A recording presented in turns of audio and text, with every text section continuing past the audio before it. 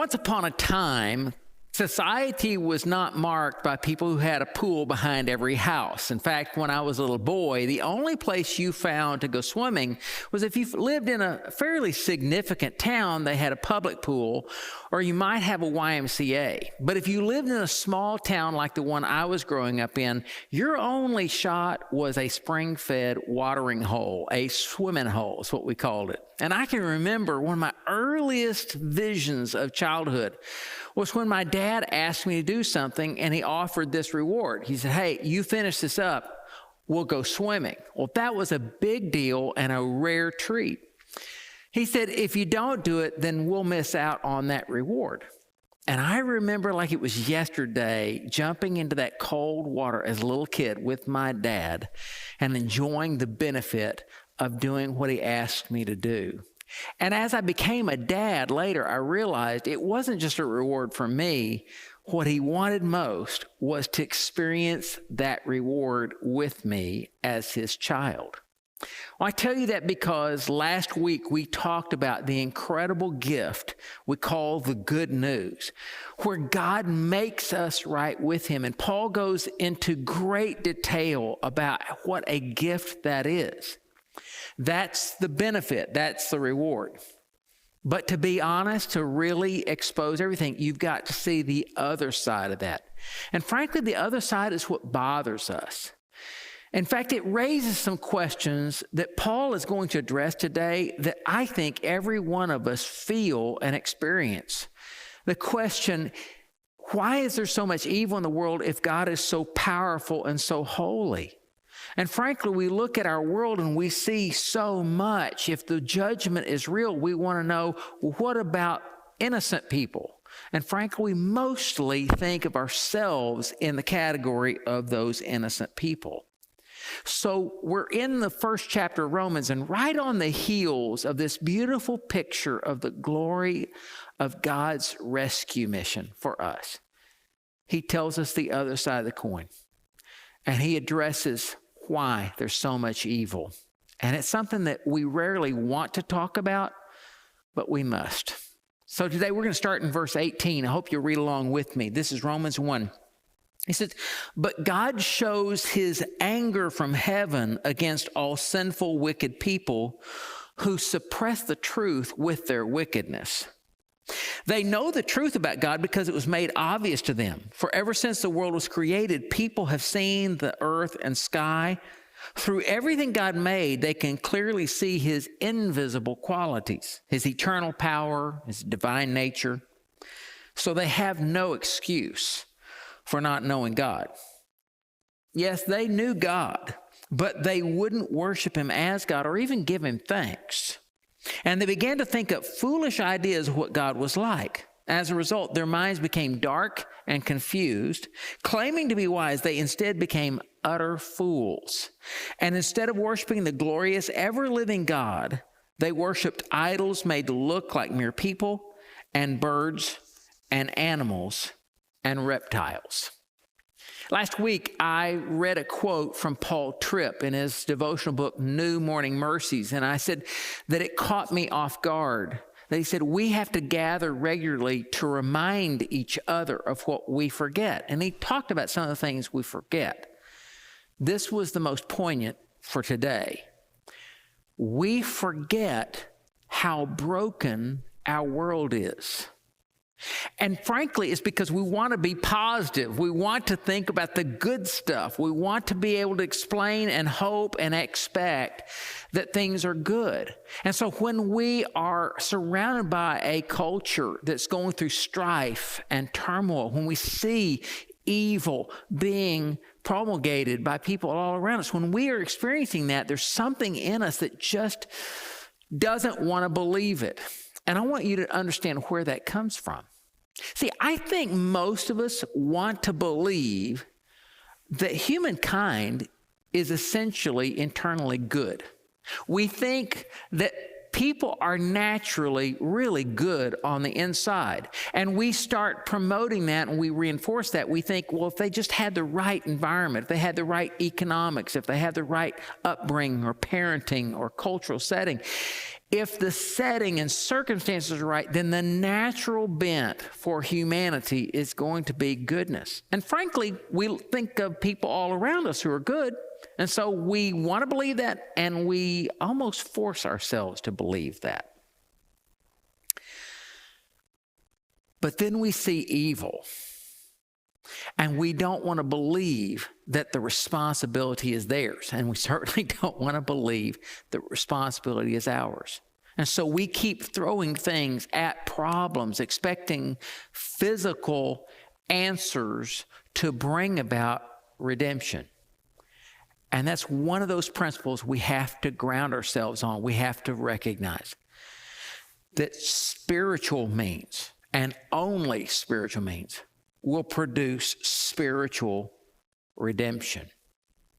No legislation will solve problems that can only be dealt with by God. Spiritual means and only spiritual means produce spiritual redemption.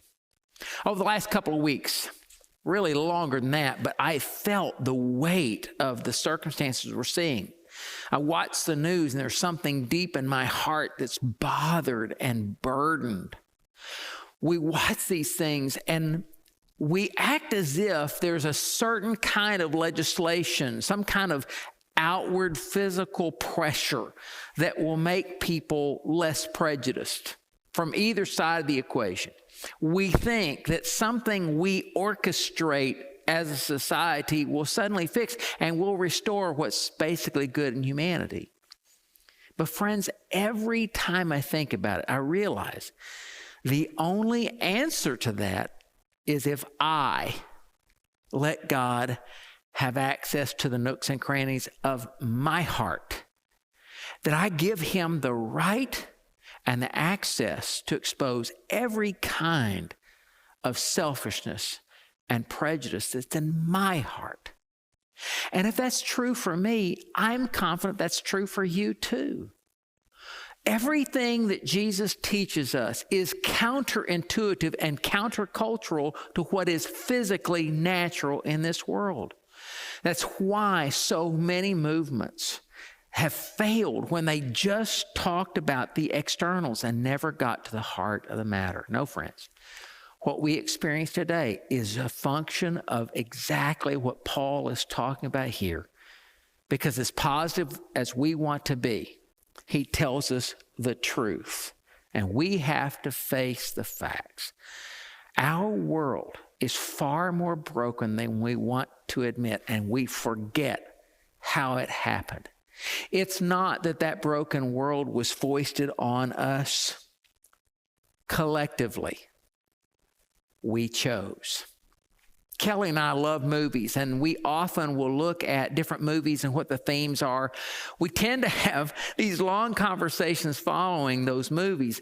One of the series that we really were fascinated by was the Bourne trilogy. Jason Bourne is an assassin for the United States government. He's been a covert black ops kind of agent. And he suffers amnesia. And so for 3 movies, you see the turmoil building, and the plot develops around this search, this agonizing search to know how it started and to be able to stop this process that's made him into somebody he no longer wants to be. And it seems every time he thinks he's making progress, something happens and he's just thrust right back in it. Well, the whole series comes to an apex moment when he confronts one of the characters in the movie that's been sort of in the flashback world of his thinking. Albert Finney, great British actor Albert Finney, plays this character, this psychologist, this doctor who has developed a program. Matt Damon plays Jason Bourne, and there's a moment when Jason Bourne confronts Dr. Hirsch, played by Albert Finney. And he wants to know why they did this to him. Why did you choose me? And the character answers back and says, you came to us. We didn't choose you. You volunteered. I can remember being in the theater that day and thinking about how much we want to lay blame on somebody else. And in this particular character, he had to realize there was a day. He may have been naive. He may not have understood all the implications or the consequences of that. But he chose to be this person. He chose it. Whether he remembers it or not, he chose. Paul says in very similar fashion that there was a day, that there was an era, that in every generation and every human being, there is something at work in us where we choose. And he starts detailing the consequence of that and the fleshing out of that. Starting in verse 21, he says this: people suppressed truth with wickedness. They knew God but chose not to treat God or glorify him or thank him as the God. That they exchanged the glory of God for idolatry, the truth for a lie. And then you come down to verse 21, he basically says this is the core problem. And they began to think up foolish ideas of what God was like. And as a result, their minds became dark and confused. And I've always been a person interested in current events, and I want to know what's going into thinking of that. And one night, years ago, it was a late night talk show, and this particular format tended to tackle issues in society by bringing three so-called experts in, and he would host the discussion. And so on this night, I don't even remember what the moral issue was. I just remember who was there. They had a snarky comedian who had never been that successful. They had an actress who was known for her voluptuous roles and lack of clothing. And they had a pastor who was fairly well known in the United States. And frankly, I got to tell you, I really wasn't that fond of this pastor. There were lots of times when I was critical. And they began to talk about this issue. And time after time, that pastor that I didn't really care for surprised me by how gentle he was, by how forthright he was, by how reasoned he was. And then they would start responding with their own ideas and their own concepts. And literally, I don't remember what the issue was. I just remember saying out loud at one point, they're making this stuff up. Their ideas were far more far-fetched than a real Jesus who lived and died, who was seen by eyewitnesses, who were so overwhelmed by that, they recorded that for all history to say, I saw, I heard, I touched, I experienced the death, the resurrection of Jesus in such a way that the whole world was turned upside down. That was what this pastor was touting. And they were coming up with every odd explanation. And I literally sat there in my seat going, they are making this up. That's exactly what Paul's talking about here. He's talking about how things changed. And I found myself at some point thinking, as a society, we almost play this, this cartoonish oath that says, hey, don't cloud the issue with facts. So Paul turns up on all this, and he's describing these things. And basically, you come down to the fact that God, looking at the humanity he makes, only has three options. He can either abandon grace and say, judgment now, I'm starting over, the whole thing's wiped out, you don't deserve what I want to offer to you, and it's over. Or he abandons justice, withdraws completely from the world he made, and says there is no such thing as right or wrong, but he'd contradict his own character to do so.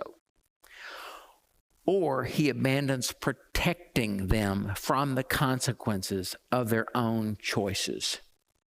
And that is exactly what God did. He allowed them to make the mess that they wanted to make and face the consequences for it. And that leads us to verse 24. This is exactly what Paul's arguing.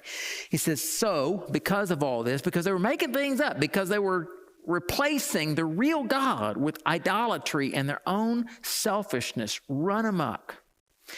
He says, so God abandoned them to do whatever shameful things their hearts desired.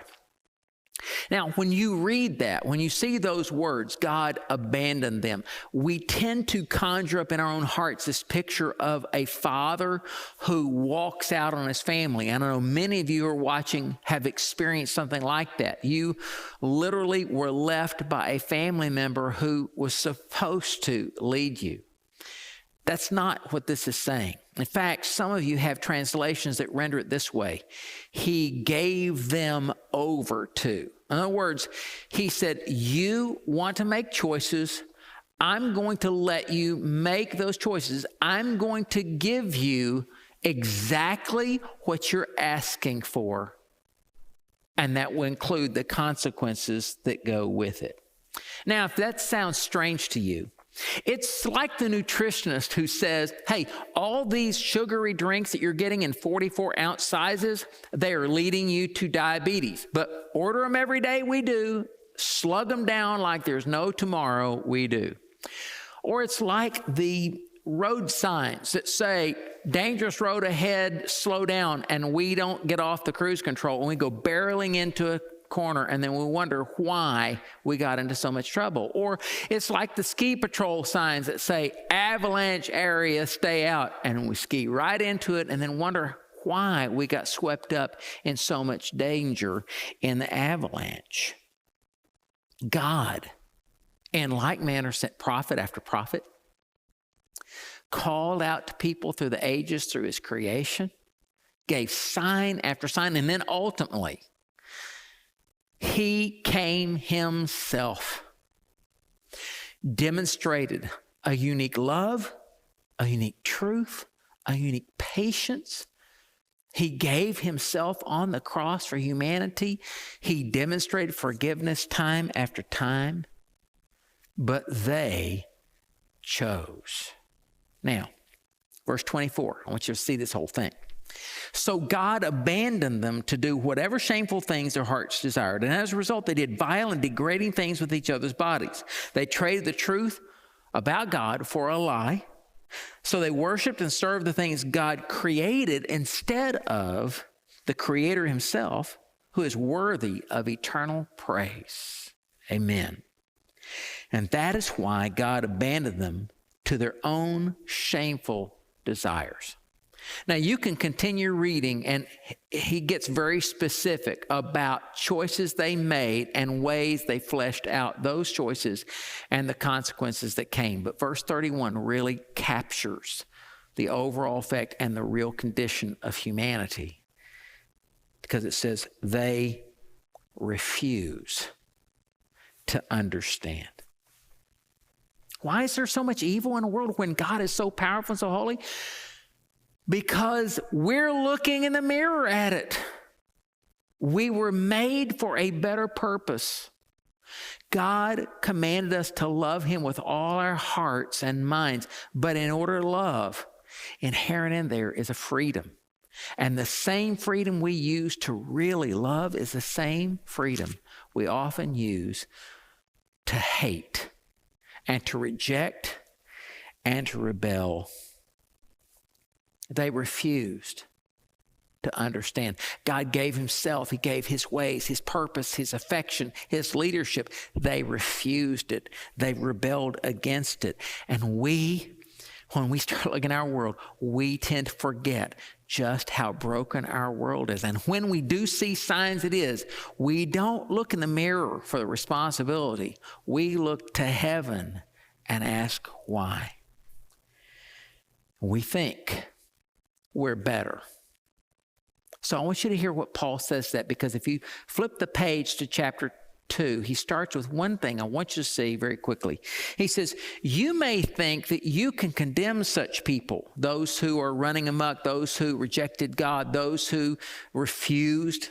You may think you can condemn such people, but you are just as bad, and you have no excuse. When you say they're wicked and should be punished, you're condemning yourself, for you who judge others do these very same things. Friends, we have to face the fact. Hypocrisy permeates humanity. It is the natural bent of all of us And so when things are broken in our world, we want to look at everybody else and we want to say they're the ones to blame, including God. And Paul says, look, the only reason you recognize it is because vestiges of that live in you too. We're all involved.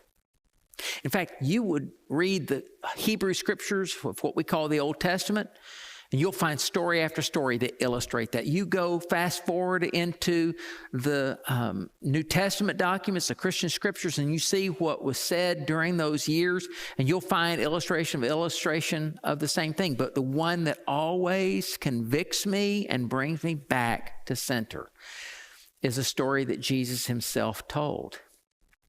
He was surrounded by a religious culture where they stratified people according to class or job or race. And he told this story. He said there were two people who went up to the temple to pray. One was a Pharisee and the other was a tax collector. And when the Pharisee got up to the temple courts, he stood proudly and he prayed with a loud voice saying, I am so thankful, O Lord, that you didn't make me like other people, and certainly not like that tax collector. I fast twice a week, and I tithe 10%. Now, I don't know about you, but that doesn't sound like a prayer to me. And Jesus said, standing at a distance was a tax collector. And a tax collector was one of the most despised vocations of the day. Tax collectors were viewed by religious people as unsavable, beyond repair. Jesus said, but the tax collector stood at a distance, could not even lift his eyes to heaven as he prayed. And this is what he said. O Lord, have mercy on me, for I am a sinner.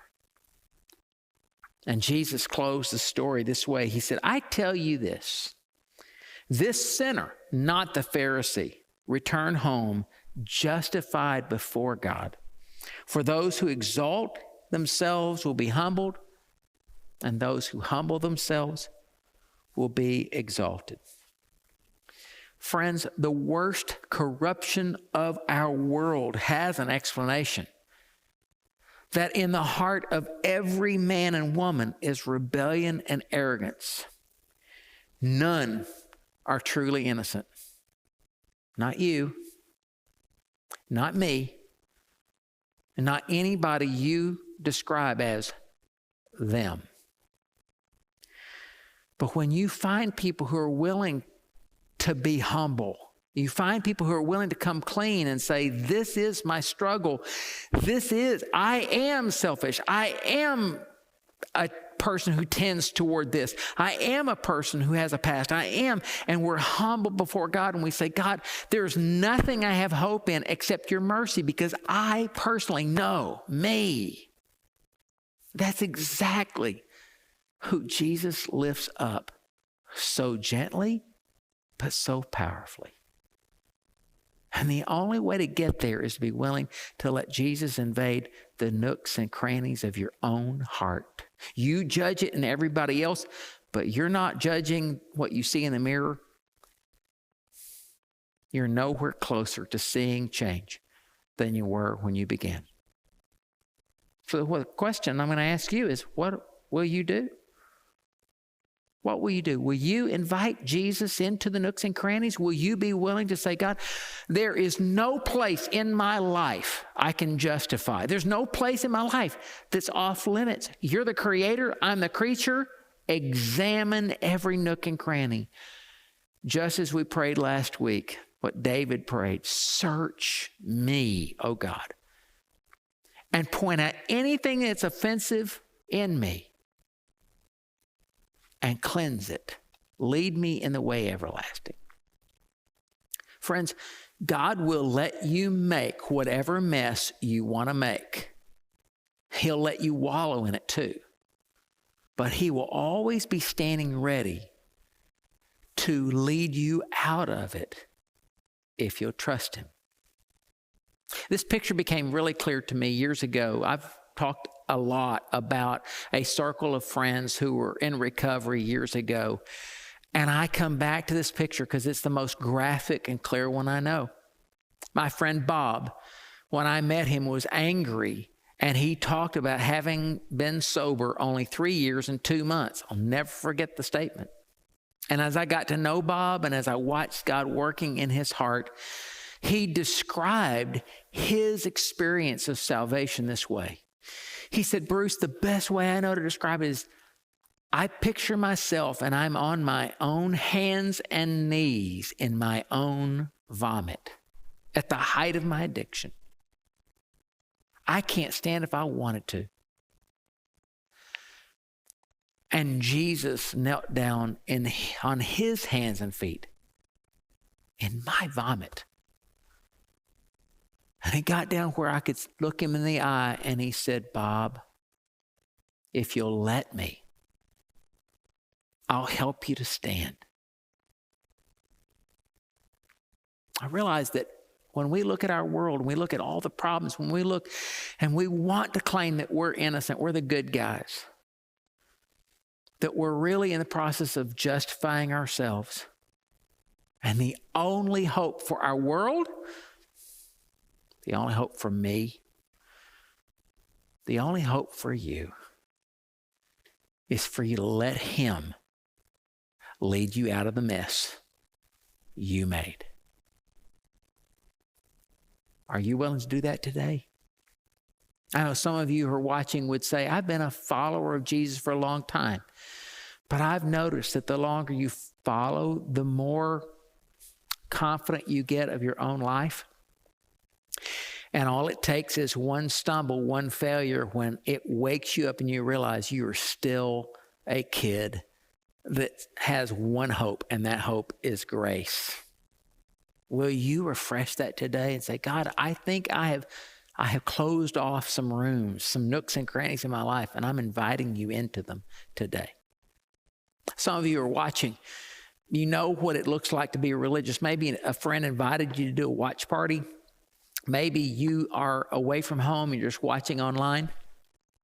But you could honestly say you have never allowed him access to your heart. You keep thinking you're better than you are. You keep thinking you will fix it. And friends, let me tell you, after all these years, I've realized I can't fix it. I am absolutely dependent on Jesus fixing it. And if that's true for me, don't you think it's true for you? All that can change today. We're going to pray in just a moment. I'm going to lead you, and I would invite you to say to him what I have said, will say today, and will say many times in the days in the future. Jesus, I give you access. Invade every part. I hope you're willing to do that right now. Would you pray with me? Lord Jesus, today, I can't blame anybody else. I live in a fallen world, a world that I forget just how broken it is. And that brokenness resides in me. And so I invite you into the nooks and crannies, the secret places I don't want any human being to see. And I ask you to shine the light of the truth. But more than that, Jesus, I beg you to shine the light of your forgiveness and your grace, your mercy. And so today I give you access, and I ask you to do the saving work I desperately need. And in the days ahead, God, I pray you'll walk with me and continue to empower me to obey you, to be able to enjoy the reward of hope and forgiveness that you long to savor with me, just as I once savored that cool, refreshing water with my dad when I was a little boy. God, do that work in us, we pray, because of Jesus and in his name. Amen. I'm so glad you joined us today. We're going to be doing this Q&A series looking deeply into the book of Romans, looking at how life works, and we'd like to help you. Some of you are visiting with us online. This is your first time tuning in, and maybe it's time for us to have a conversation. We'd love to do that. You're going to see on the screen some numbers that give you a chance to text us or call. We'll be monitoring those this afternoon, and we'd love to have a conversation with you. So choose one of those. Let us know. We'll gladly make time at your convenience. But help you is what we want to do in any way possible. I hope you'll take advantage of that. And I hope you'll download the reading plan that we have so we can go on this journey together. Every week we're going to look at what he has to say about what God has been doing and what he can do in us. I hope you'll be along for that journey. Pray for our country. Pray that his healing starts in you and in me. And we'll look together to see how God will use spiritual means to bring about spiritual healing in us and for all in our land. Hope to see you next Sunday.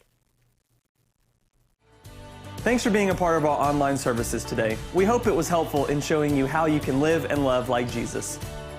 If you have any questions or need any information, you can find all the information you need at fbcmidlow.com. If you want to contact us, send us a text at 972-845-5796. We'll be right back here at the same time next week. We'll see you then.